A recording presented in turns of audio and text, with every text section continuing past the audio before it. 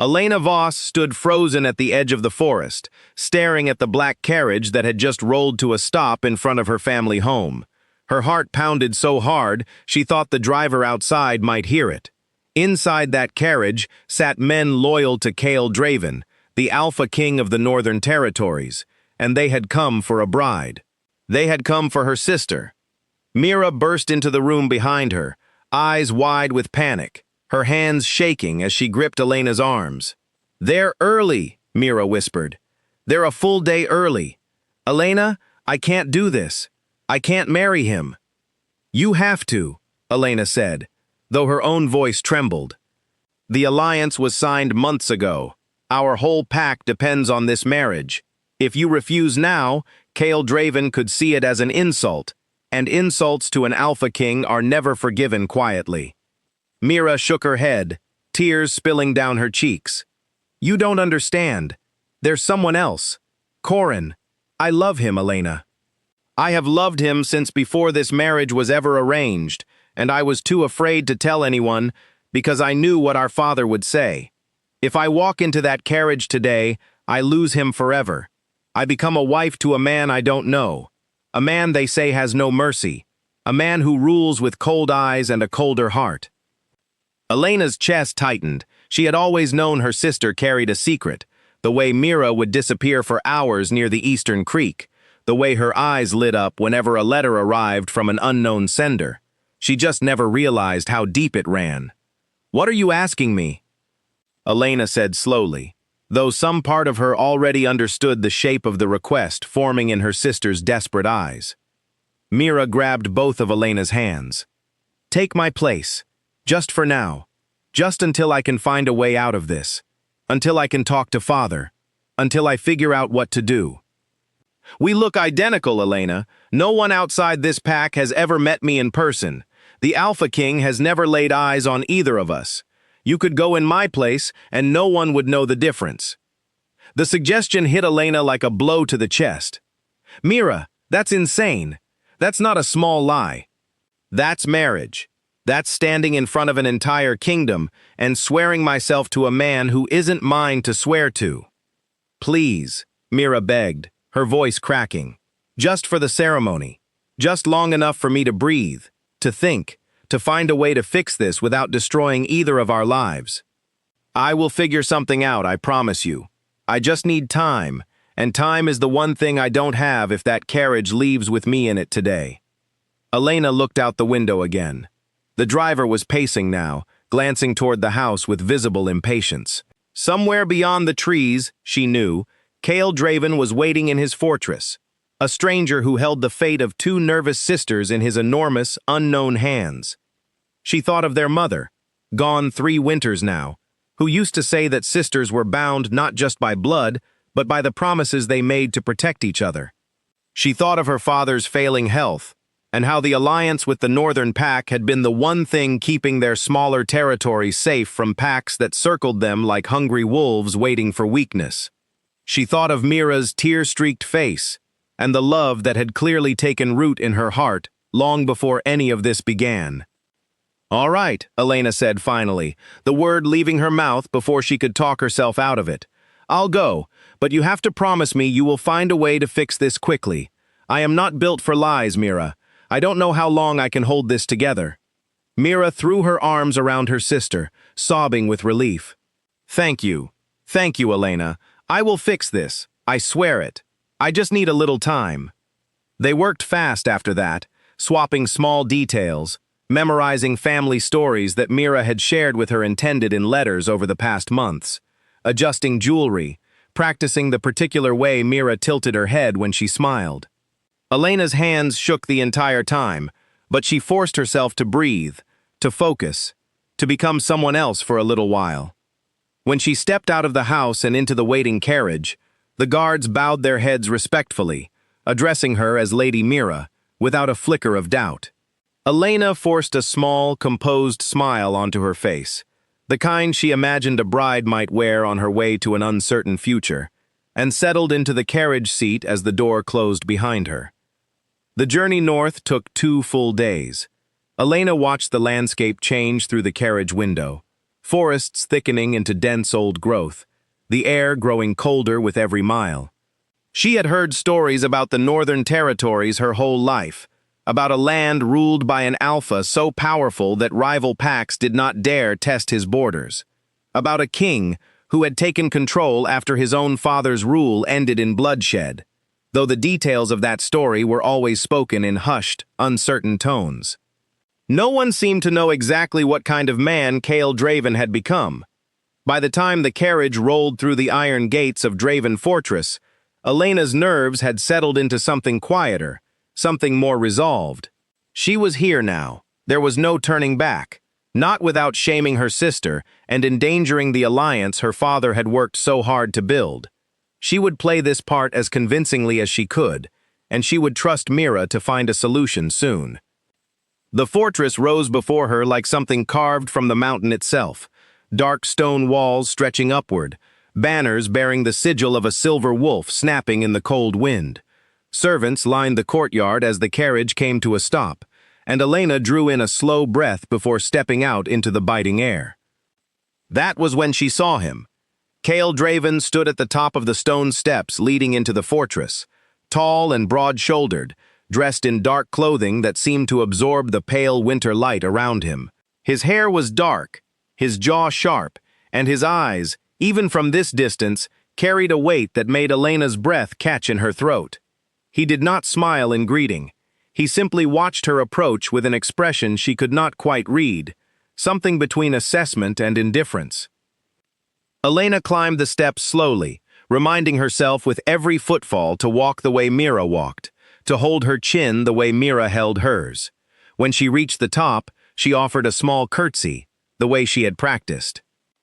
"Lady Mira," Cale said, his voice deep and controlled, carrying just the faintest note of formality. "You made good time." "Thank you for receiving me, Alpha King," Elena replied, proud that her voice came out steady despite the storm raging beneath her ribs. He studied her for a long moment, long enough that Elena wondered if he could somehow already see through the disguise, if his wolf senses could smell the lie clinging to her skin. But then he simply turned, gesturing for her to follow him inside. "The ceremony will take place tomorrow evening," he said as they walked through wide stone corridors lit by torches. "My advisors have prepared everything according to tradition. I trust the arrangements suit you." "Of course," Elena said, though her stomach twisted at how quickly this was all moving. Tomorrow. She would be married tomorrow, standing in front of an entire kingdom, speaking vows meant for her sister. That night, alone in the chamber prepared for her, Elena sat by the window and stared out at the mountains, feeling farther from home than she had ever felt in her life. She thought about writing to Mira, warning her that there was no more time to waste, that the ceremony was set for tomorrow, but she had no way to send a message quickly enough, and she feared any letter might be intercepted by watchful eyes within the fortress. There was a knock at her door, soft but firm. When Elena opened it, she found a young servant girl standing there, holding a bundle of fabric in her arms. "For tomorrow's ceremony, my lady," the girl said, offering a shy smile.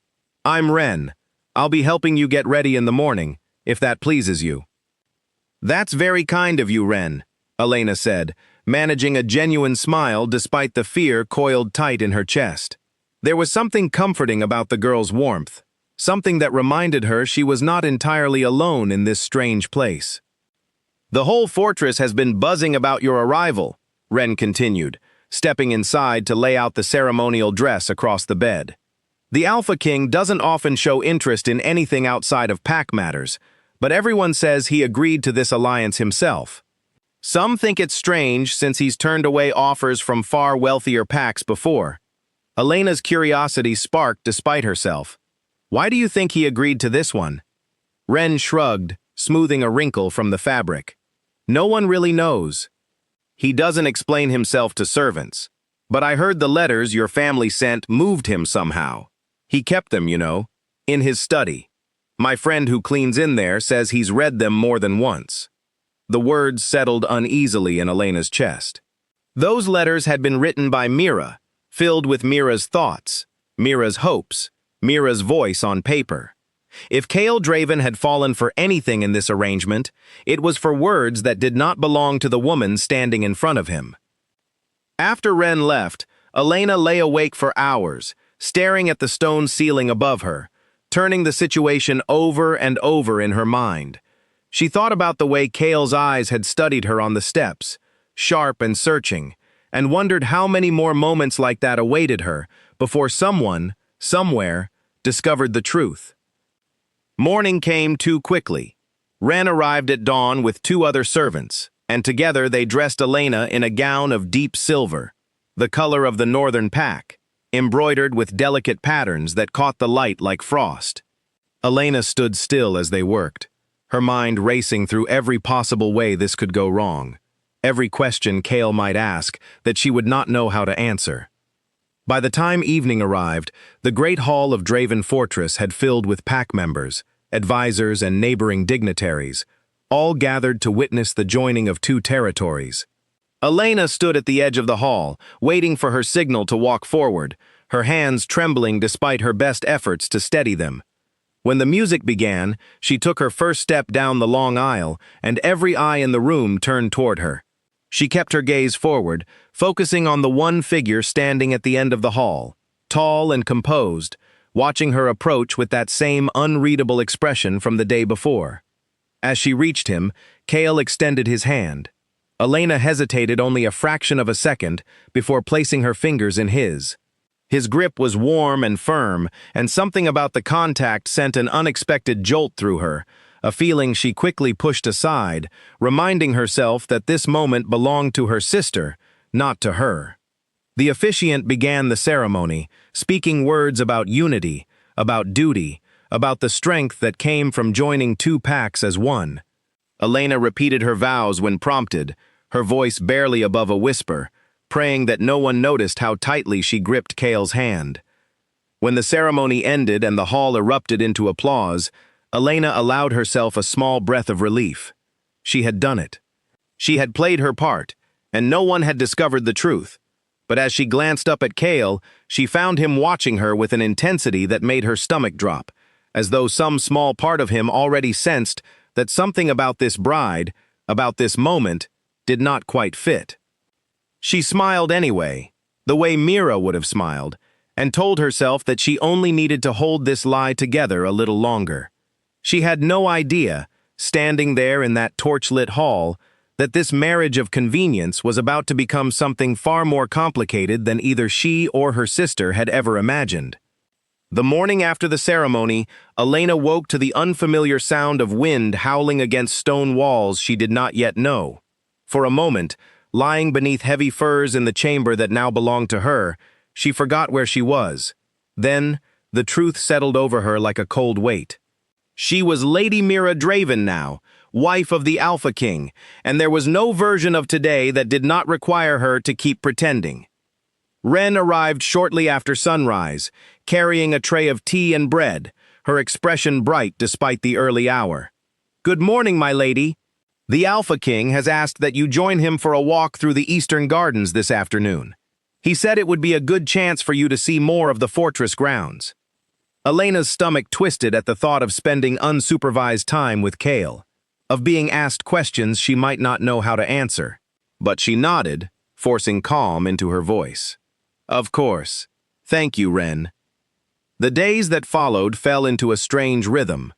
Elena spent her mornings learning the layout of the fortress, memorizing hallways and staircases, meeting members of the household staff who greeted her with cautious respect. She spent her afternoons in quiet study, reading through old letters and records left in her chamber, desperate to understand the details of the life Mira had built through correspondence, the promises made, the small facts shared about their family that she needed to remember perfectly. Her walk with Cale that first afternoon proved less difficult than she feared. He walked several paces ahead of her at first, his hands clasped behind his back, saying little. When he finally spoke, his questions were simple, almost distant, more about the journey north than anything personal. "Did the cold trouble you on the road?" he asked, glancing back at her. "A little," Elena admitted. "I'm not used to mountain air." "You'll grow used to it," he said, something almost gentle beneath the flatness of his tone. "Everyone does, eventually." They walked in silence after that, past frost-covered hedges and dormant flower beds, and Elena found herself studying him from the corner of her eye. He did not carry himself the way she expected a feared alpha king to carry himself. There was no cruelty in his posture, no coldness in the way he occasionally paused to point out a particular tree or explain the history of a stone fountain.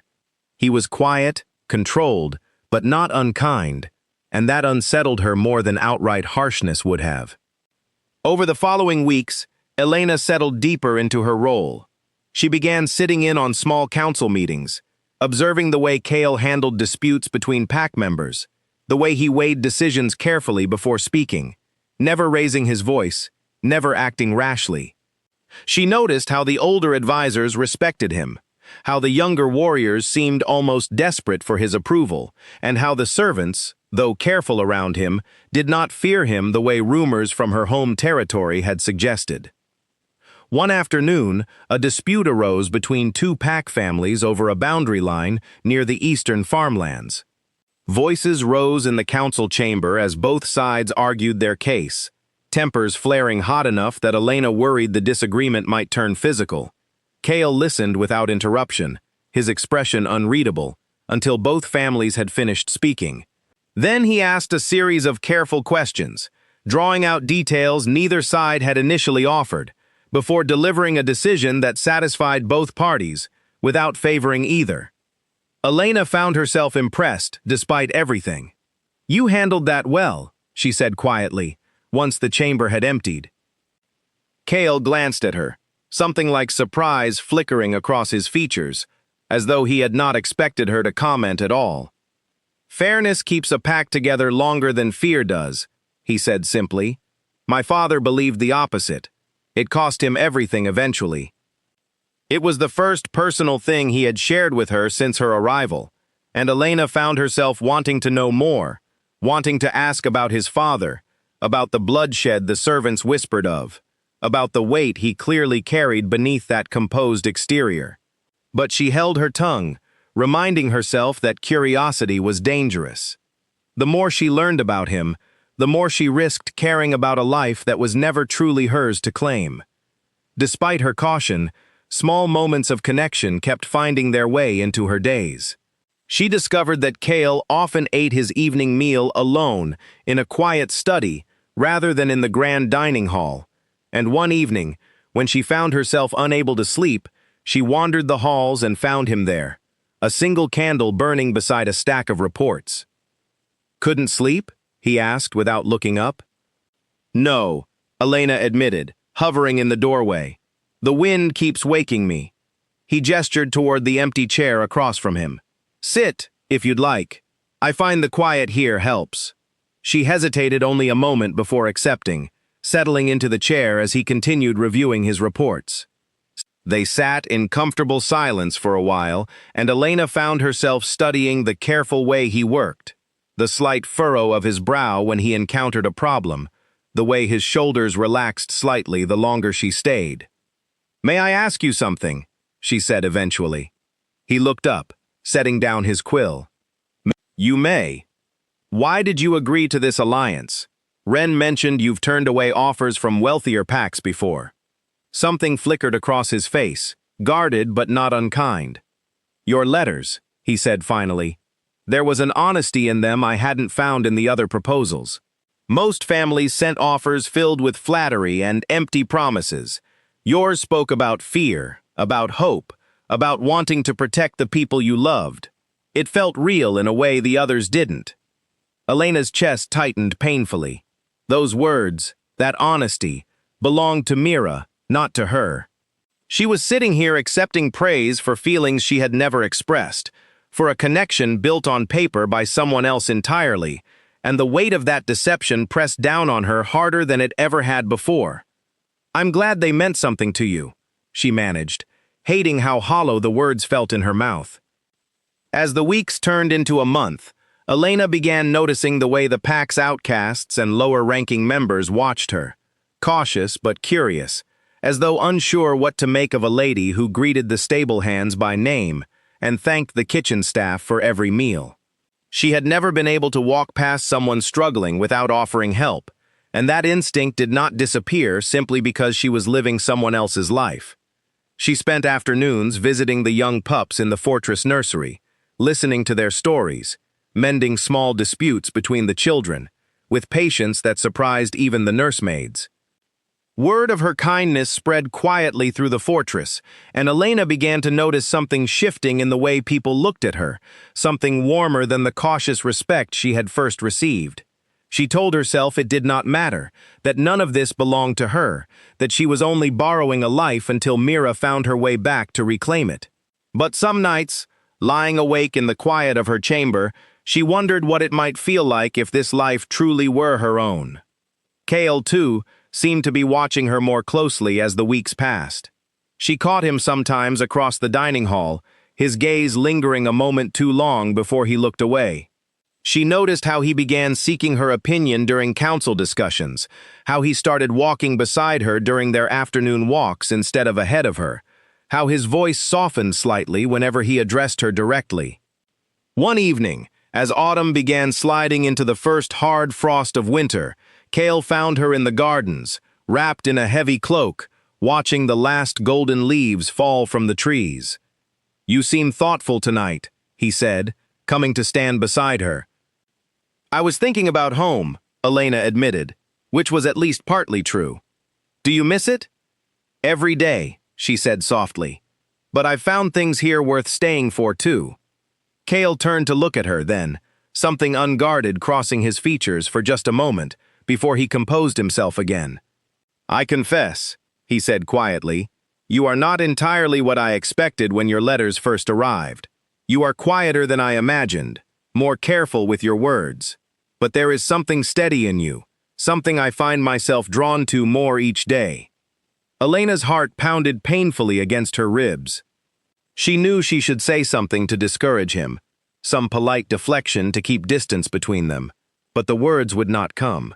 Instead, she simply looked up at him, caught in the strange, dangerous warmth building between two people who did not fully know each other, built on a foundation neither of them yet realized was cracked. "I find myself drawn to you as well," she whispered, and the moment the words left her mouth, she understood with sudden, terrible clarity just how deep a hole she had dug for herself. She was falling for a man who believed he was falling for someone else entirely, and there was no way to know how much longer that fragile illusion could hold before it shattered around them both. Winter settled fully over the northern territories, blanketing the fortress grounds in thick white snow. Elena had grown accustomed to the biting cold now, wrapping herself in furs during her morning walks, watching her breath fog in the frozen air.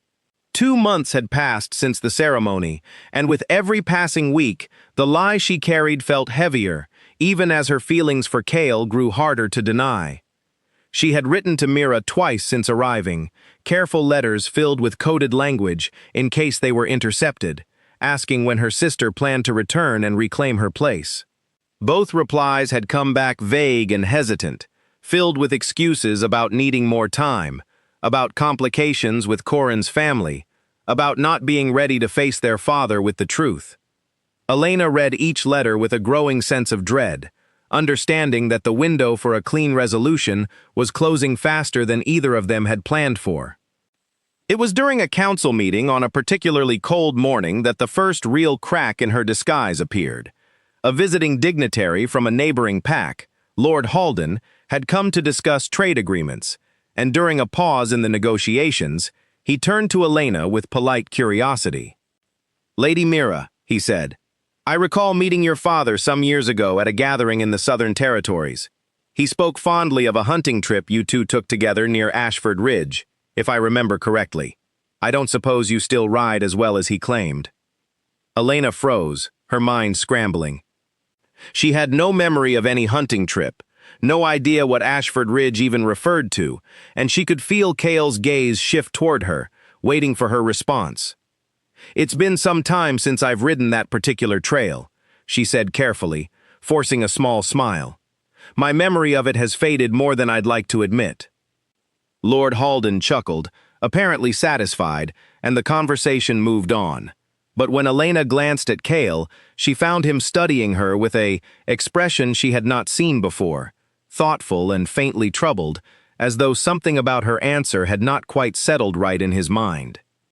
That evening, he found her in the study, where they now regularly shared their quiet evenings together.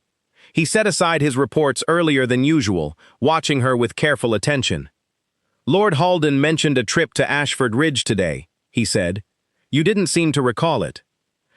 Elena's pulse quickened, but she kept her expression steady. "My memory isn't what it used to be, I suppose. There have been so many changes these past months. It's easy for smaller details to slip away." Cale nodded slowly, though something in his eyes suggested he was not entirely convinced. "Your scent has changed since you arrived," he said after a pause, his voice quieter now, more careful. "It happens sometimes, with stress, with new surroundings. But there are moments when I catch something in it that feels unfamiliar, as though I'm meeting you for the first time all over again." Elena's heart pounded so hard she feared he could hear it. Wolves, she knew, possessed senses far sharper than humans, capable of detecting truths that words alone could hide. She had known this risk from the very beginning, had known that no amount of careful preparation could fully mask what her body might reveal without her permission.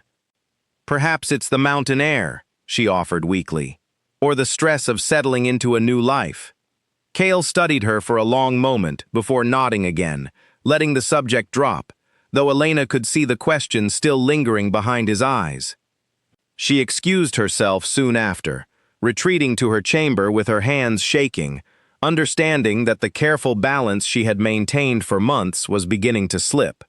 The following weeks brought more small inconsistencies, each one chipping away at the fragile disguise she had built. A servant mentioned a childhood scar Mira supposedly carried on her left shoulder, one Elena did not have. A visiting healer, called to treat a minor illness, commented on how Elena's heartbeat pattern seemed different from what she expected based on old family records. Each incident passed without immediate consequence, but Elena could feel Cale watching her more closely now, his sharp mind quietly assembling pieces of a puzzle that did not fit together the way it should. Then came the announcement that changed everything. A rival pack leader from the western borders, Alpha Bram Ashworth, had grown bold in recent months, testing the edges of Cale's territory with small incursions and provocations.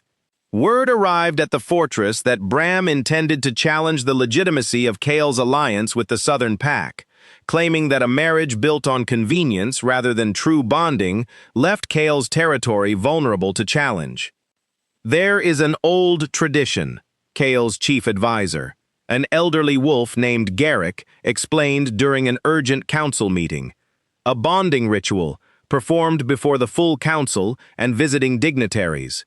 It proves, beyond any doubt, that a mated pair shares a true wolf bond, not merely a political arrangement. If we perform this ritual publicly, it will silence Bram's claims and secure our borders against further provocation." Elena's blood ran cold as she listened. A bonding ritual, Garrick explained further, involved a physical and instinctive exchange between mated wolves, one that could not be faked, one that relied entirely on the natural recognition between true partners rather than any human deception. If she participated, there was no version of events where her true identity remained hidden. Cale's wolf, sharper and more perceptive than his human mind, would know instantly that she was not the woman he had married. That night, Elena paced her chamber for hours, torn between two impossible choices. She could flee the fortress before the ritual took place, abandoning the alliance and likely destroying any chance of protecting her home territory from the consequences of a broken agreement. Or she could stay, face the ritual, and risk everything unraveling in front of the entire council, exposing not just her lie, but Mira's abandonment of her own marriage. There was a soft knock at her door near midnight. When she opened it, she found Cale standing there, his expression heavier than she had ever seen it. "May I come in?" he asked. She nodded, stepping aside to let him enter. He walked to the window, staring out at the snow-covered grounds for a long moment before speaking. "I know something is wrong," he said quietly. "I've known for weeks now, if I'm honest with myself. There are pieces of you that don't fit the woman I believed I was marrying. Small things I've tried to explain away because I didn't want to face what they might mean." Elena's throat tightened painfully. This was the moment, she realized, where she could finally tell him the truth, where she could end the lie before the ritual forced it into the open in front of the entire kingdom. But fear held her tongue. Fear of his anger, fear of what exposure might mean for her family, for Mira, for the fragile connection that had grown between them despite everything. "I don't know what you mean," she whispered, hating herself for the lie even as it left her mouth. Cale turned to look at her, something raw and wounded flickering across his usually composed features. "The ritual will happen in 3 days," he said. "Whatever truth you're hiding, Elena, my wolf will know it the moment we begin. I would rather hear it from you now than have it revealed in front of every pack leader who has come to witness our bond." The use of her real name struck her like a physical blow. She stared at him, stunned, her mind racing to understand how he could possibly know. "You've known," she breathed. "How long?" "I suspected," he corrected gently. "A letter arrived 2 days ago, from someone signing themselves only as a friend of the family, warning me that all was not as it seemed. I didn't want to believe it. I still don't fully understand it. But I think it's time you told me the truth, before that ritual forces it out of both of us in a way neither of us can control." Elena's legs felt unsteady beneath her, and she sank slowly onto the edge of the bed, her carefully constructed world collapsing around her at last. 3 days. She had 3 days to decide whether to run from this fortress and the life she had come to unexpectedly cherish, or to finally speak the truth and face whatever consequences awaited her, no matter how deeply they might cut into the fragile bond she had built with the man now watching her with equal parts hope and heartbreak in his eyes. Elena sat in silence for a long moment, her hands twisting the fabric of her dress as she searched for the courage to speak. Cale waited, his patience somehow more unbearable than anger would have been. Finally, she lifted her eyes to meet his. "My name is Elena," she said quietly. "Mira is my twin sister. She was the one your family arranged this marriage with. She was the one who wrote you those letters." Her voice cracked slightly, but she pushed forward, needing to finish what she had started. "On the day your guards arrived to collect her, she came to me in tears. She had fallen in love with someone else, someone she had been forbidden to be with, and she begged me to take her place at the ceremony, just until she could find a way to explain everything to our father. I agreed because I love my sister, and because I believed I could disappear back into my old life before anyone noticed the difference. I never expected to still be here, months later, standing in front of you as someone else's wife." Cale said nothing for a long moment, his jaw tight, his eyes searching her face as though seeing her clearly for the first time. "And the feelings you expressed to me," he said finally, his voice low and controlled, though Elena could hear the strain beneath it. "In the gardens, that evening. Were those real or simply part of the performance?" "They were real," Elena said immediately, desperate for him to believe her. "Everything I've felt toward you since arriving here has been entirely my own. None of that was ever a lie, Cale. Only my name, only the circumstances that brought me to you." He turned away from her, moving back toward the window, his shoulders tense beneath his dark clothing. "I don't know what to believe right now," he admitted quietly. "I trusted the words in those letters. I built an image in my mind of the woman I thought I was marrying, and then I met you, and something about you didn't match, yet I found myself drawn to you anyway, more than I expected to be drawn to anyone. Now I learned that the very foundation of this marriage was a lie from its first moment." "I understand if you're angry," Elena said softly. "I understand if you never want to look at me again. But please believe that everything between us since I arrived, every conversation, every walk through the gardens, every quiet evening in this study, none of that was pretend. That part was always me." Cale did not respond immediately. The silence stretched long and painful between them until finally he spoke again, his voice quieter now, almost weary. The ritual is in 3 days. I need time to think about what this means, for both of us, and for the alliance our pacts depend on. I would ask that you not do anything rash before then. Elena nodded, though her heart ached at the distance suddenly stretching between them where warmth had grown before. Cale left without another word, and Elena spent the rest of the night staring at the ceiling, wondering if she had just destroyed the fragile happiness she had unexpectedly found in a life that was never supposed to be hers. The following 2 days passed in tense, uncertain silence. Cale retreated into his duties, spending long hours in council meetings and border inspections, barely crossing paths with Elena at all. She wandered the fortress halls feeling like a ghost, uncertain of her place, uncertain if she would even still be welcome once the 3rd day arrived, and the ritual forced the truth into the open, before witnesses far less forgiving than the man she had confessed to privately. On the morning of the 2nd day, Wren found her sitting alone in the gardens despite the biting cold, her cloak wrapped tightly around her shoulders. "My lady," Wren said carefully, settling onto the bench beside her. "The whole fortress can feel something has changed." "Is everything all right?" Elena managed a small, sad smile. "I don't think it will be, Wren. Not after tomorrow."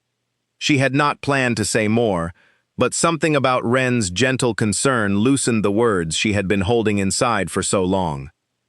She told the young servant everything, the switch with her sister, the growing feelings she had never intended to develop, the confession she had made to Cale 2 nights before. Wren listened without judgment, her expression soft with sympathy. "For what it's worth," Wren said when Elena finished, "the pack has grown to love you these past months. Not the lady we expected, but you. The way you sit with the young pups in the nursery. The way you remembered old Garrick's birthday when even his own family forgot. The way you speak to every servant like they matter just as much as any council member. Whatever happens tomorrow, that's not something you should regret, even if the circumstances that brought you here were built on a difficult choice." Elena's eyes filled with grateful tears, and she squeezed Wren's hand in thanks, though the fear of the following day still coiled tight in her stomach. That evening, an unexpected visitor arrived at the fortress gates.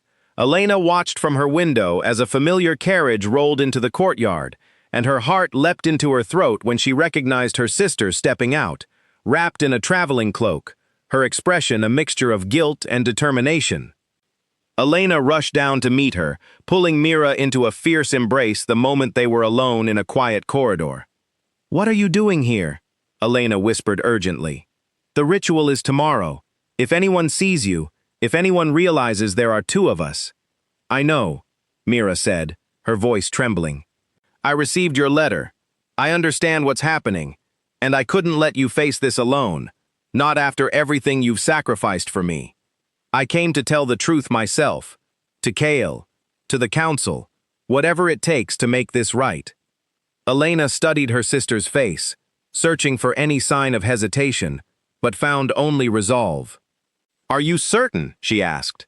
"This will mean facing father, facing the consequences of breaking the original arrangement."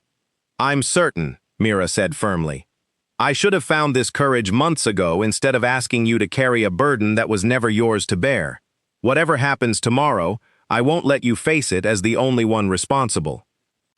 The sisters spent the rest of the evening together, speaking in hushed tones about everything that had happened since Elena's arrival at the fortress, about the growing bond between Elena and Cale, about Mira's own relationship with Corin, which had only deepened during the months apart. For the first time since the switch began, Elena felt a small measure of hope, understanding that whatever happened during tomorrow's ritual, she would not be facing the consequences entirely alone.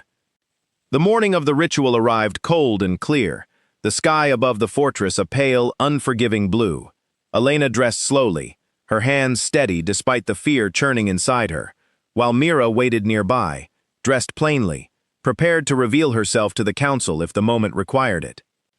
When Elena finally made her way to the Great Hall, she found it filled with pack leaders and dignitaries from across the territories, including Alpha Bram Ashworth. whose challenge had set this entire chain of events into motion. Kale stood at the center of the hall, dressed in ceremonial attire, his expression carefully composed, though Elena could see the tension in the set of his shoulders as she approached. The elderly advisor, Garrick, stepped forward to explain the ritual to the assembled crowd, his voice carrying easily through the silent hall. "The bonding ritual reveals the true nature of a mated pair's connection," he announced. "Through shared breath and wolf recognition, the truth of any bond becomes undeniable before all witnesses."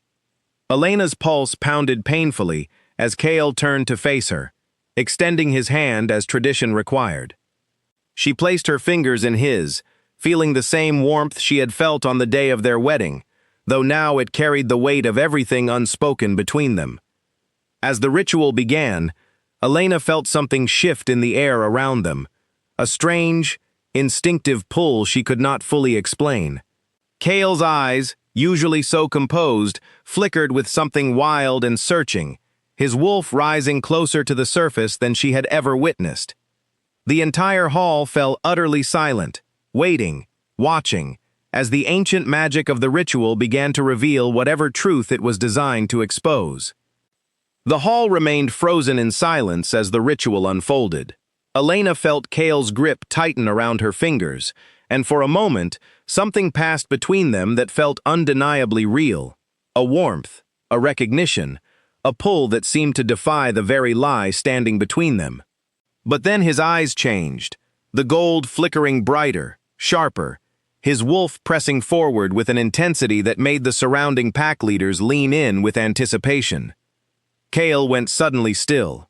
His nostrils flared, his jaw tightened, and Elena watched the exact moment understanding crashed over him fully. No longer suspicion, no longer quiet doubt, but absolute certainty. His wolf recognized what his human mind had only feared. The woman standing before him, bound to him by ceremony and vow, was not the same woman his instincts had first been promised. "This is not her," Kale said, his voice carrying through the silent hall, low and controlled despite the storm clearly building behind his eyes. "This is not the woman I was betrothed to." Gasps rippled through the assembled crowd. Alpha Bram Ashworth stepped forward immediately, a triumphant smile spreading across his face. "Deception," he announced loudly, his voice booming with satisfaction. "I told you this alliance was built on nothing solid. The council should declare it void at once, along with any claim to the southern territories." Panic rose in Elena's chest, but before she could speak, Mira stepped out from the crowd where she had been waiting, her cloak falling back from her face as she moved forward. "He's right," Mira announced, her voice trembling, but clear enough to carry through the hall. "I am the one your family arranged this marriage with. My name is Mira Voss. My sister Elena took my place because I was too afraid to face this marriage myself. Whatever punishment falls upon this deception, it belongs to me, not to her." The hall erupted into stunned murmurs, dozens of voices rising at once as pack leaders and dignitaries processed the revelation. Kale released Elena's hand slowly, stepping back as though the physical distance might help him make sense of the chaos unfolding around him. His expression, usually so composed, cracked open with something raw, something wounded, as he looked between the two identical sisters standing before him. "Clear the hall," he said finally, his voice hard with barely restrained emotion. "This matter will be settled privately." The guards moved quickly to usher the confused and whispering crowd out of the great hall, though Bram lingered near the doorway, clearly savoring the unraveling alliance before him. Once the hall had emptied, save for Kale, Elena, Mira, and a handful of trusted advisors, the true weight of the moment settled over the room. "Explain," Kale said, his voice tight, addressing both sisters at once. Mira stepped forward first, her voice steadier now despite her obvious fear. "I fell in love with someone outside the arrangement my family made, and when your guards arrived, I panicked. I asked my sister to take my place at the ceremony, promising I would find a way to make things right quickly. Instead, I let weeks turn into months, too afraid to face the consequences of my own choices. Everything that has happened here, the deception, the risk to your alliance, It began with my cowardice, not my sister's.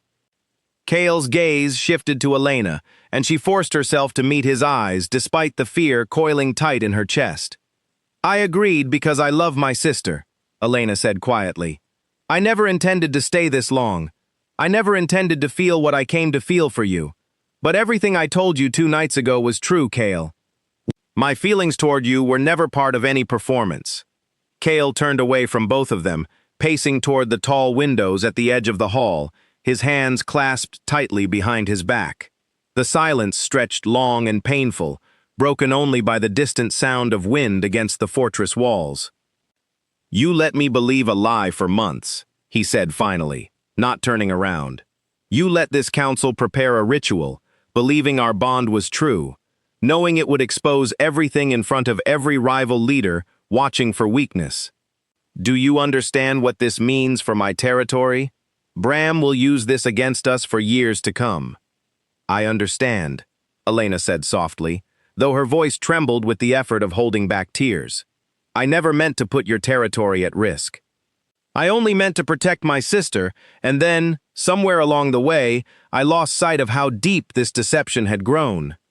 Cale turned back to face her then, his expression a complicated mixture of anger and heartbreak that struck Elena harder than open fury ever could have. My wolf chose you, he said quietly, almost to himself. Even believing you were someone else, even sensing something was wrong for weeks, my wolf still recognized something in you during that ritual. Something it wanted, something it trusted. And now I don't know if I can trust anything about the past months at all. The bond you felt was real, Elena said, stepping closer despite the guards shifting uneasily nearby. Everything between us was real, Cale. Only the name attached to it was false. He shook his head, retreating from her, his jaw clenched tight against whatever emotion threatened to break through his careful control. I need time, he said finally. I need distance from both of you while I decide how to salvage what remains of this alliance, and what remains of whatever trust I placed in you. He turned to his advisors. See that Lady Mira is given proper accommodations while we determine her family's obligations under the original agreement.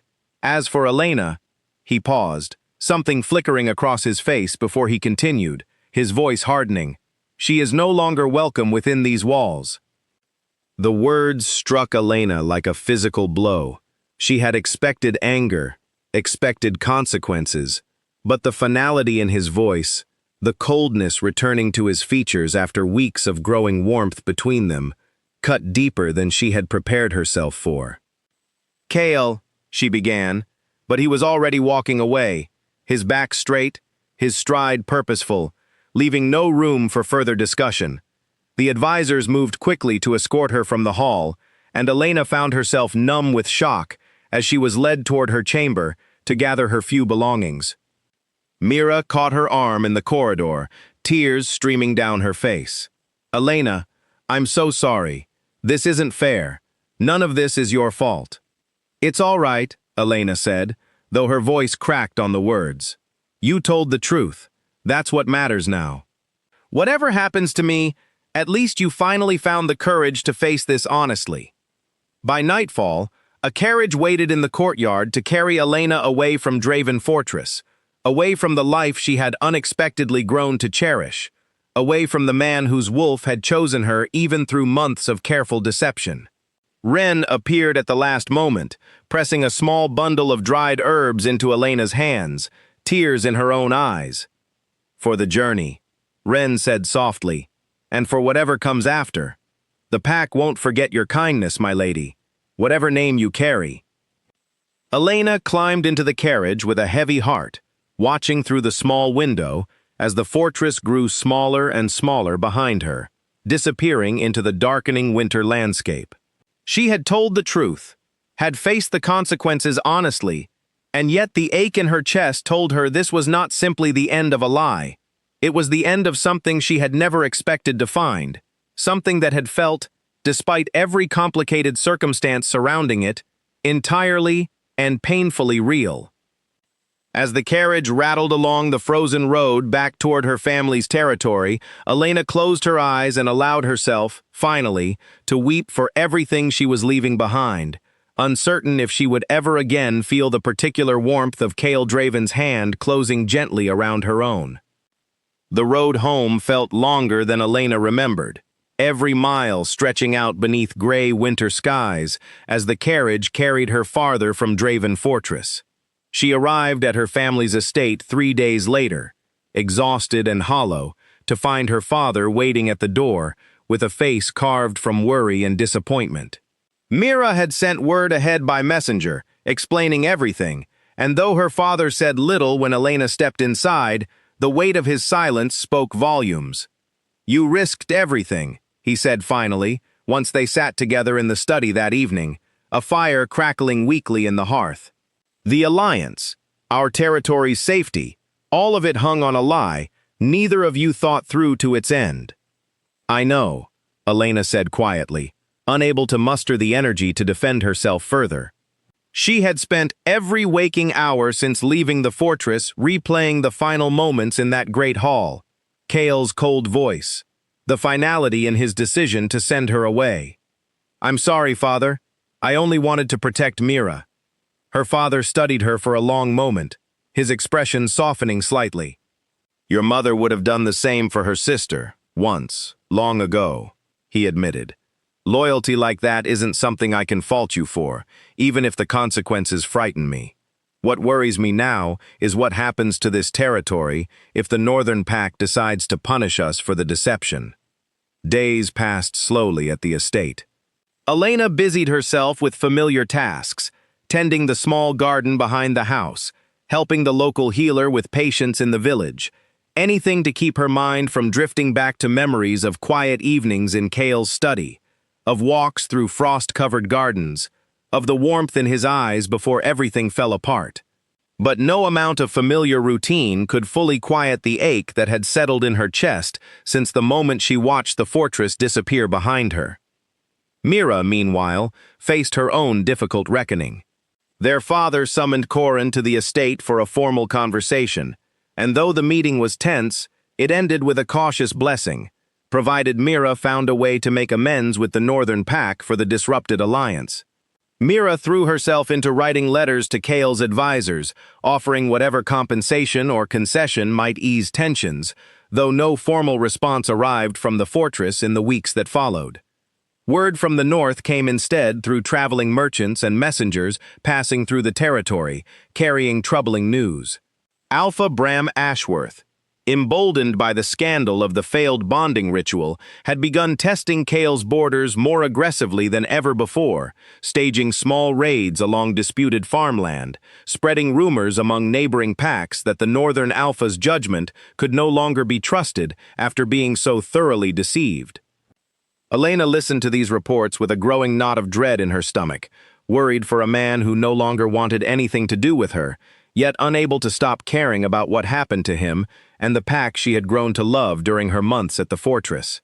She thought often of Wren, of old Garrick, of the young pups in the nursery who had grown fond of her quiet visits, wondering if they were safe amid the mounting tension.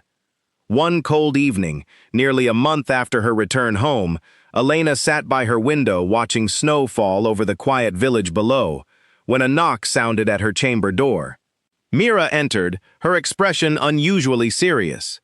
"A messenger arrived an hour ago," Mira said, settling onto the edge of Elena's bed. "From the Northern Territories. Not from Cale directly, but from Garrick, his advisor. He wanted us to know that things have grown difficult since you left." Elena's chest tightened. "What kind of difficult?" "Bram has grown bolder," Mira said. "There have been skirmishes along the eastern border, more than the merchants let on. Garrick says Cale has thrown himself entirely into pack matters, working himself to exhaustion, refusing rest, refusing counsel from anyone close to him. He wanted us to know, though he wasn't entirely clear why he felt it was information we needed." Elena stared out at the falling snow, her mind racing through everything she had learned about Cale during her months at the fortress. The way he carried the weight of his father's failures on his shoulders, the way he pushed himself harder than anyone else in his pack, believing that strength alone could hold everything together. The thought of him alone now, exhausted, facing a rival's growing aggression without anyone beside him to share the burden, sent a sharp ache through her chest. "There's something else," Mira continued carefully. "Garrick mentioned, almost in passing, that Cale has been different since you left. Quieter, shorter-tempered with his advisors. He said the whole fortress has noticed it, though no one dares speak of it directly to him."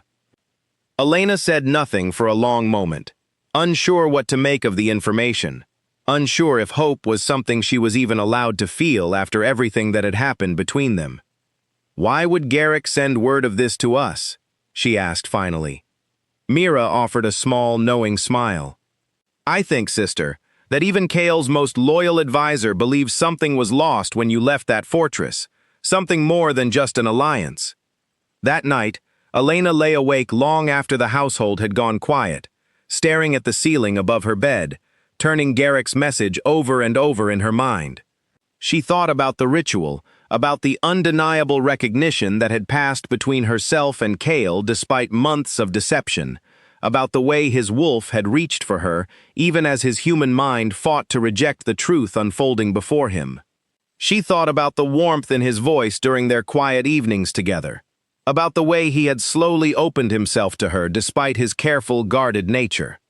Whatever anger he carried now, whatever wounds her deception had caused, some part of her refused to believe that everything between them had been entirely erased by the truth coming to light. But she also understood that hope alone would not undo the damage done, would not restore the trust shattered in that great hall, would not protect his territory from the growing threat gathering along its borders. As winter deepened and the reports from the north grew more troubling with each passing week, Elena found herself facing a difficult question she had not expected to confront again so soon. She had told herself, upon leaving the fortress, that her time in Cale Draven's life was over, a chapter closed by her sister's confession and his own cold decision to send her away. But sitting alone in the darkness of her childhood home, listening to the wind howl outside her window, she began to wonder if that chapter truly was finished, or if fate, having brought them together once through deception, might yet find a way to bring them together again through truth. At Draven Fortress, the weeks following Elena's departure had settled into a grim and exhausting rhythm. Cale rose before dawn each morning, reviewing border reports by candlelight, and rarely retired before the small hours of the night, his mind consumed by the mounting threats along his territory's edges. Bram Ashworth's provocations had grown from scattered incidents into something far more coordinated, small bands of his warriors slipping across disputed farmland under cover of darkness, burning storage barns, driving off livestock, testing the resolve of a pack whose alpha, rumor suggested, had lost his footing after a humiliating public deception. Garrick watched his king from across the council chamber one particularly long evening, concern etched deep into his weathered features. Cale sat hunched over a map of the eastern border, dark circles shadowing his eyes, his usually composed presence now frayed at the edges in ways the old advisor had not witnessed since the difficult years following the previous alpha's death. "You haven't slept properly in weeks," Garrick said carefully, setting a cup of hot tea beside Cale's elbow. "Your pack needs a clear-headed leader, not one running himself into the ground." "My pack needs its borders secure," Cale replied without looking up from the map. "Bram grows bolder every day we fail to respond decisively. I cannot afford distraction right now, Garrick, least of all distraction rooted in matters already settled." "Are they settled, though?" Garrick pressed gently, lowering himself into the chair across from his king. "Forgive an old wolf his bluntness, but you have not been the same since Lady Elena left these walls. Your temper is shorter. Your patience with the council has worn thin. Even the pups in the nursery have noticed you no longer pass by to check on them the way you did during her time here." Cale's jaw tightened, and for a moment, Garrick thought his king might dismiss the observation entirely. But instead, Cale set down his quill, rubbing a tired hand across his face. "She lied to me for months," he said quietly. "Everything I believed about our bond was built on false premises. How am I meant to trust anything I felt during that time?" "Your wolf recognized her during the ritual," Garrick said, his voice steady and certain. Not the woman she pretended to be, not the name attached to false letters, but her. Specifically, the woman who sat with you through countless quiet evenings, who cared for this pack's children as though they were her own, who earned the respect of every servant and warrior within these walls through genuine kindness rather than performance. Wolves do not recognize lies, my king. They recognize truth, no matter what name is attached to it. Kale said nothing for a long moment, staring down at the map before him without truly seeing it. He thought of the ritual, of the moment his wolf had surged forward with a certainty that defied every rational doubt his mind had carried into that hall. He thought of Elena's face as she confessed her sister's desperation and her own reluctant sacrifice, of the raw honesty in her voice when she insisted that her feelings toward him had never been part of any performance. "Even if you're right," Kale said finally, "even if what I felt toward her was genuine, the damage remains. Bram uses the scandal against us daily. My counsel questions whether I can be trusted to lead clearly after being so thoroughly fooled. Bringing her back now, after everything, would only invite further ridicule." "Or," Garrick countered gently, "it would show this pack, and every rival watching for weakness, that their alpha is strong enough to forgive, strong enough to choose what he knows to be true in his heart, rather than what pride demands of him. Bram thrives on the perception of your weakness, my king. Nothing would undermine that perception faster than watching you reclaim your true mate with unshakable confidence." Kale did not respond, but Garrick noted, with quiet satisfaction, that his king did not immediately dismiss the suggestion either. 3 days later, the situation along the eastern border escalated further. A larger contingent of Bram's warriors crossed openly into Draven territory, clashing with a small patrol of Kale's own warriors near a disputed grain mill. No lives were lost, but several warriors returned with injuries, and the message was unmistakable. Bram intended to press his advantage while he believed the Northern Alpha remained distracted and weakened. Kale called an emergency council meeting that evening, his exhaustion momentarily forgotten beneath a surge of controlled fury. "Bram tests us because he believes we are divided," he told his assembled advisors and warriors. "He believes the scandal of recent months has left us vulnerable. We will show him otherwise." Plans were drawn for a defensive show of strength along the border, a clear demonstration that Draven territory remained firmly under Kale's control despite recent turmoil. But even as preparations began, Kale found his mind drifting, again and again, to thoughts of Elena, wondering if she had heard news of the growing conflict, wondering if she thought of him at all after the cold way he had sent her from the fortress. Late that night, unable to sleep despite his exhaustion, Kale found himself in the quiet study where he and Elena had once shared so many peaceful evenings together. The chair across from his desk sat empty, and he found his gaze returning to it again and again, remembering the particular way she used to curl into it, a book or letter often forgotten in her lap as she watched him work with quiet, thoughtful attention. He thought of her kindness toward the pack's most vulnerable members, her patience with the children in the nursery, her genuine warmth that had never once felt calculated or false, even now, knowing the deception that had brought her into his life. He thought of the ritual, of the certainty his wolf had felt reaching toward her despite every reason his human mind had to reject that connection. Garrick's words echoed in his memory. Wolves do not recognize lies. They recognize truth, no matter what name is attached to it. Kale sat alone in the quiet study for a long while, the fire slowly burning down to embers, wrestling with pride and duty and the persistent ache of missing someone whose absence had left this entire fortress feeling colder than any northern winter ever could.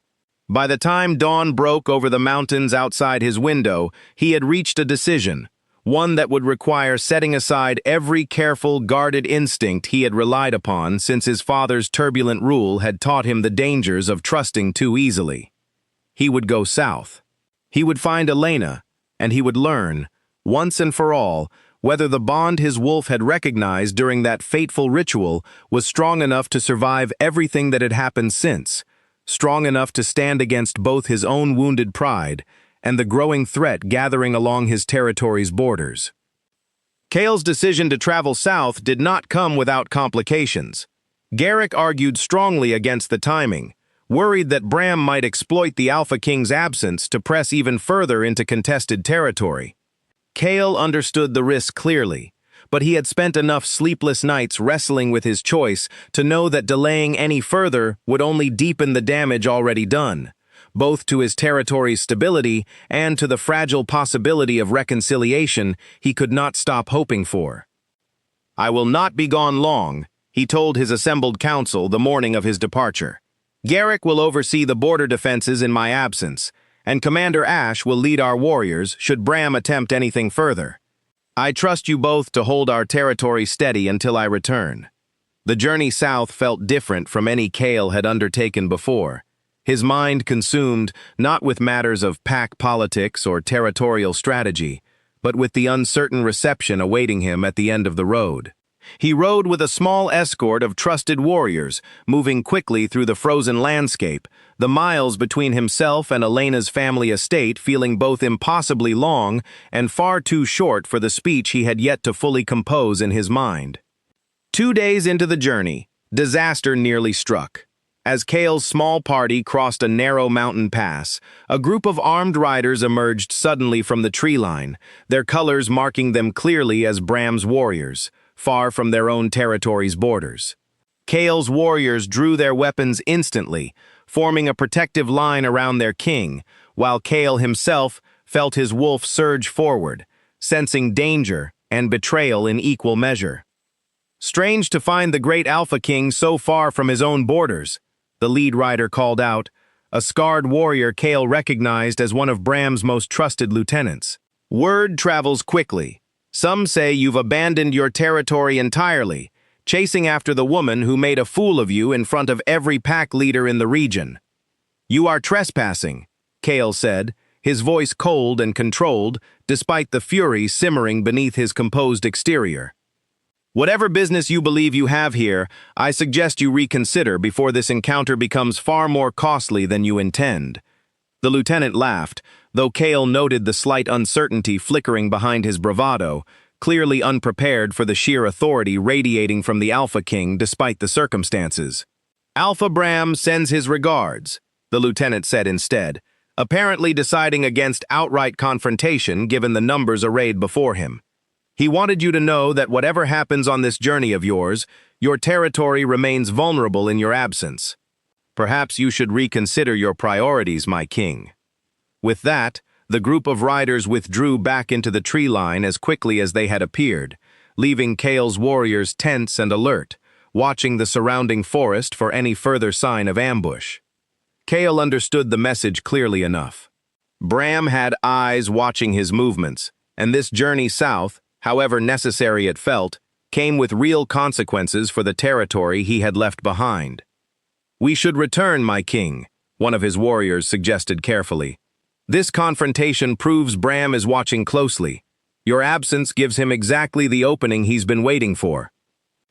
Cale considered the warning seriously, torn between duty and the persistent pull drawing him toward Elena's family estate, now less than a day's ride away. He thought of Garrick's steady counsel back at the fortress, of the careful defenses already prepared should Bram attempt anything further during his absence. He thought, too, of everything he stood to lose if he turned back now, allowing pride and duty to overrule the one thing his wolf had recognized as true amid months of carefully constructed deception. "We continue," Cale said finally, his voice firm despite the risk. "Garrick and Commander Ash are more than capable of holding our borders for the remaining day required to complete this journey. I did not come this far to turn back now." The final stretch of the journey passed in tense silence, Cale's warriors remaining alert for any further sign of Bram's forces, though no additional confrontation arose. As the sun began sinking toward the horizon on the third day of travel, the modest estate belonging to Elena's family came into view, nestled against a hillside dotted with bare winter trees.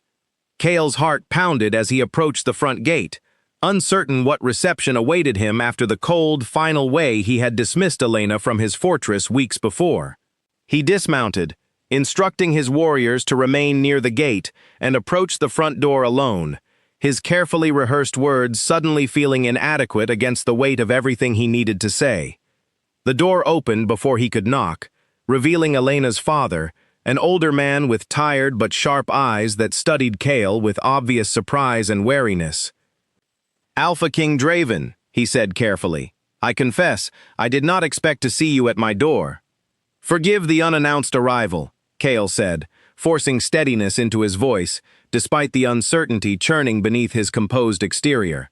"I've come to speak with Elena, if she's willing to see me." Elena's father studied him for a long moment, something unreadable passing behind his careful expression, before he finally stepped aside, gesturing for Kale to enter. "She's in the garden," he said quietly. "Whatever you've come to say, I hope you've thought it through carefully. My daughter has already carried enough weight from this arrangement." Kale nodded, understanding the unspoken warning clearly enough, and made his way through the modest but well-kept house toward the garden at the back, his heart pounding harder with every step. Through the frosted glass of a rear window, he caught sight of her, wrapped in a heavy cloak, kneeling beside a small patch of winter herbs, her dark hair falling loose around her shoulders in a way he had rarely seen during her time at his fortress. He paused at the garden door, watching her for a long moment, gathering whatever courage remained after the long, uncertain journey south. Then he stepped outside into the cold evening air, and Elena looked up at the sound of his footsteps, her eyes widening with unmistakable shock as she found herself staring, for the first time in weeks, into the familiar, unreadable eyes of the Alpha King she had never truly stopped loving, despite every complicated circumstance that had once torn them apart.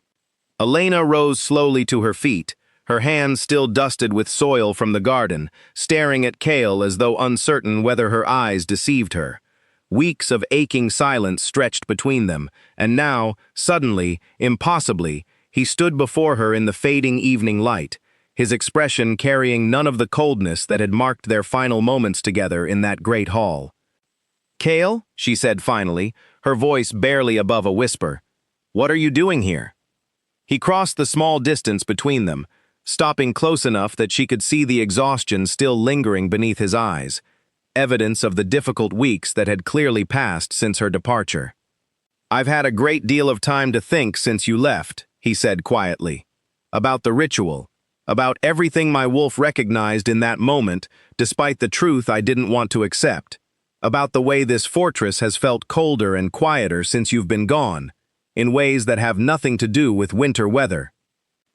Elena's heart pounded painfully, hope and caution warring within her in equal measure. "You sent me away," she reminded him gently, though there was no bitterness in her voice, only careful honesty. "You said I was no longer welcome within your walls." "I did," Kale admitted, something pained crossing his features. "I said it out of wounded pride, out of fear that everything I felt toward you had been built on nothing but deception. I was wrong to let that fear override what I already knew to be true, even then. My wolf chose you during that ritual, Elena.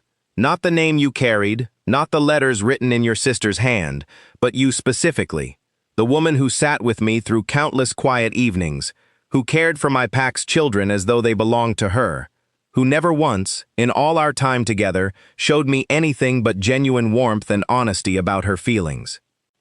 Elena felt tears gathering in her eyes, though she fought to keep her voice steady. "I never meant to hurt you," she said. "I only ever meant to protect my sister, and somewhere along the way, I lost my heart to a life and a man I was never supposed to have." "I know," Kale said softly, reaching out to gently cup her face in his hands, an intimacy neither of them had allowed themselves since that final, painful confrontation in the Great Hall.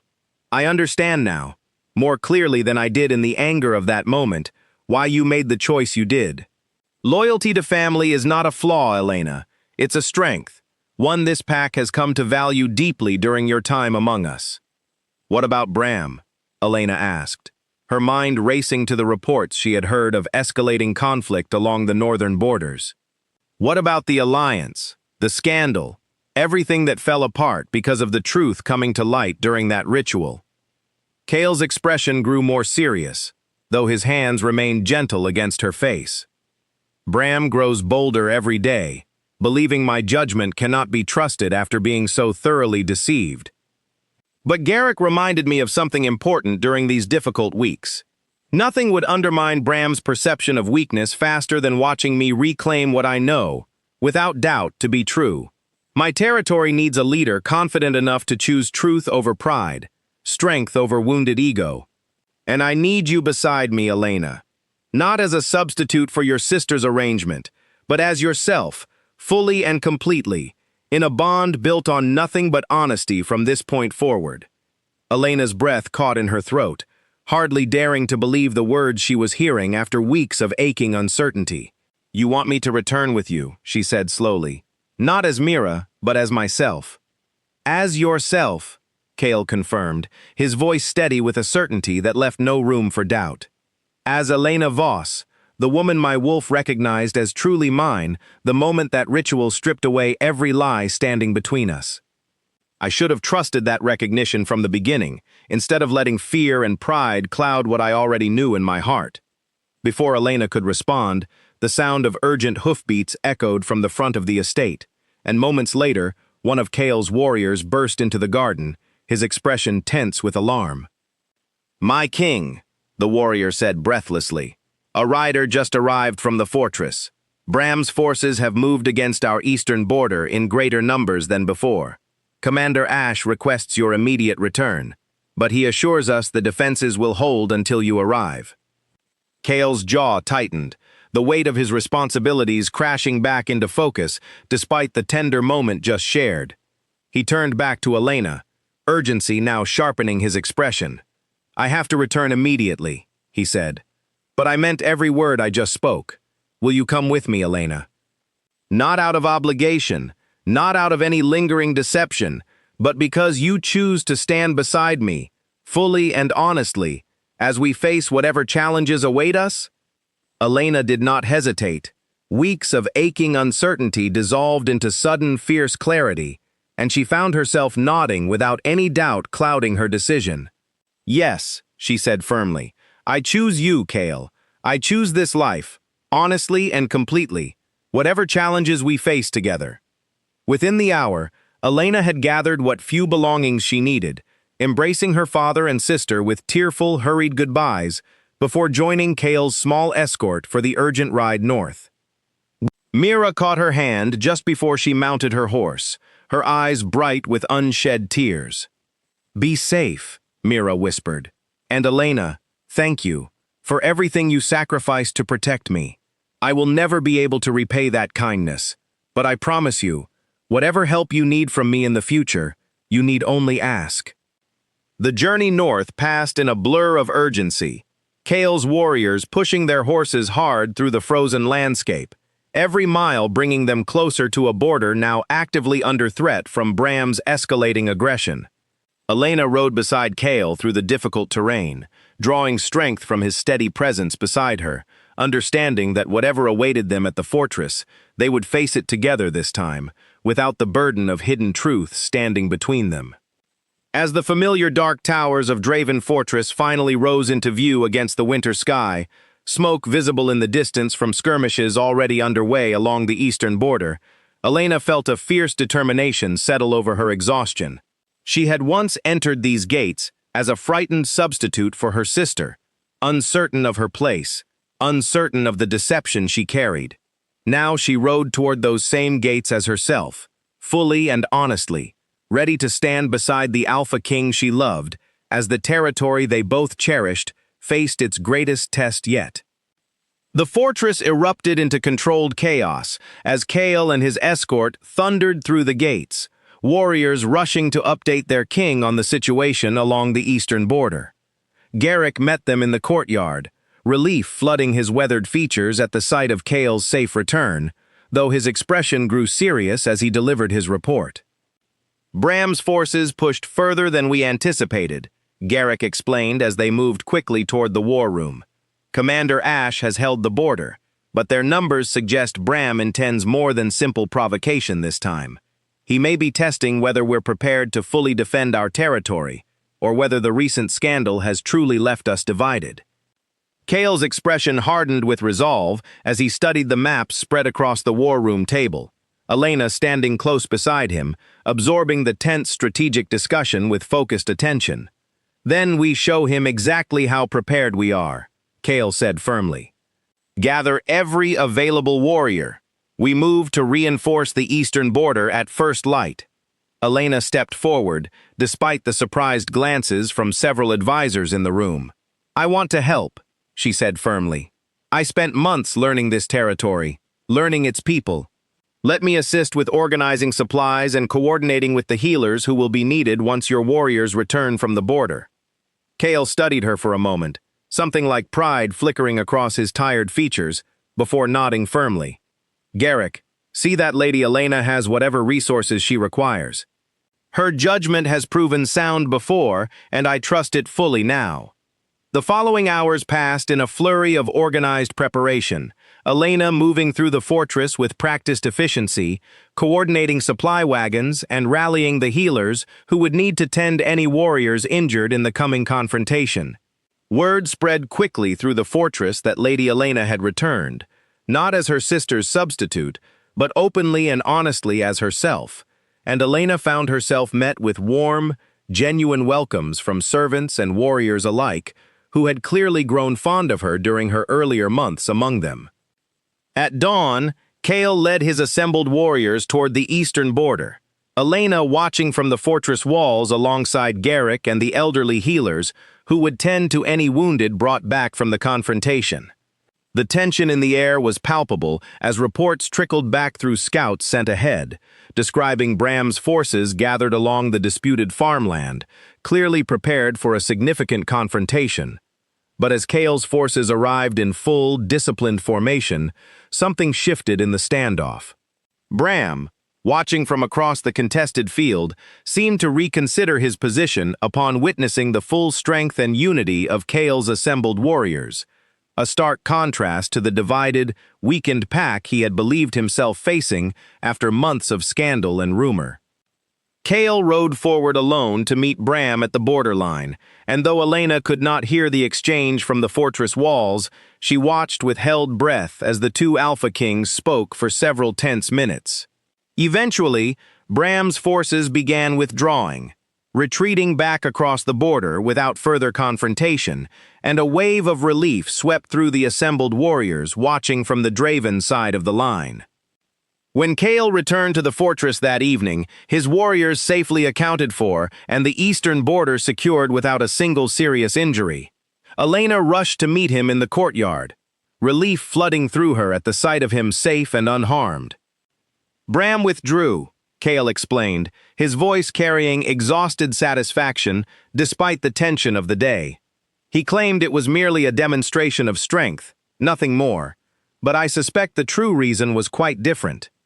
He expected to find a divided, weakened territory ripe for challenge. Instead, he found a pack more united than ever, its alpha standing firm alongside a woman who chose him honestly, without deception clouding her presence." Garrick, standing nearby, allowed himself a small, satisfied smile. "I told you, my king, that reclaiming your true bond with confidence would undermine Bram's confidence far more effectively than any show of force alone." In the weeks that followed, the border tensions eased considerably, Bram apparently deciding against further provocation now that Draven territory had proven itself firmly united under Cale's leadership.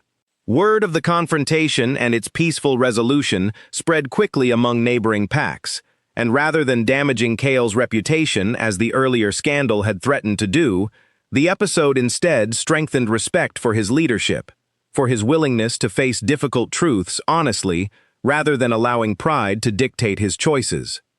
As winter began giving way to the first tentative signs of spring, Cale called together his full council to announce a new ceremony, one that would properly and publicly establish Elena's place within the pack, this time built entirely on truth rather than any lingering deception. Garrick oversaw the preparations personally, ensuring every detail honored both tradition and the genuine bond that had grown between their Alpha King and the woman who had earned the pack's respect and affection through months of quiet, authentic kindness. On the day of the ceremony, the Great Hall filled once again with pack leaders and dignitaries, though this time the atmosphere carried none of the uncertainty that had shadowed the earlier bonding ritual.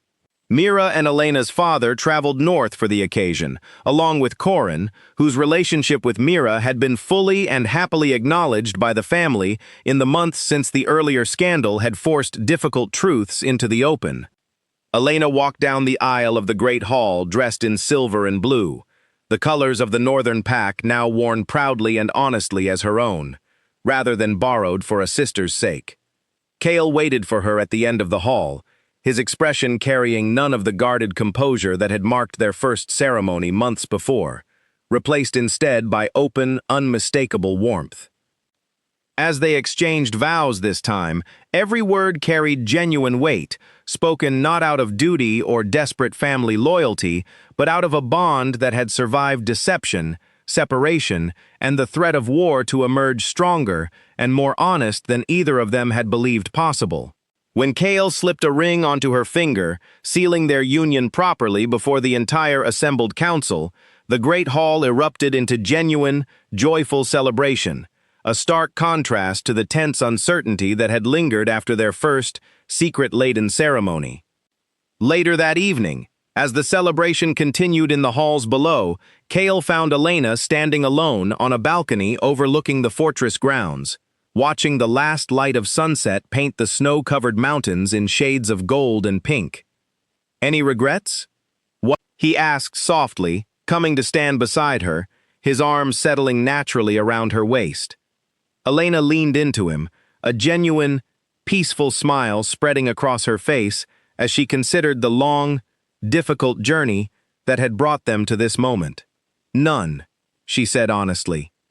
"Every difficult step led us here, to something real, something built on truth rather than deception. I wouldn't change any of it, even the painful parts, because they taught us both what we truly needed to learn, about trust, about honesty, and about the strength it takes to choose truth over pride." Cale pressed a gentle kiss to her forehead, holding her close as the last light of day faded into the soft glow of the fortress's evening torches. "My wolf knew you from the very beginning," he murmured. "Even through every lie, every complication, some part of me always recognized the truth of what we could become together. I'm simply grateful we both found the courage to embrace that truth fully, before it was too late." Below them, the sounds of celebration continued long into the night, the entire fortress united in genuine joy for their Alpha King and his true, hard-won queen.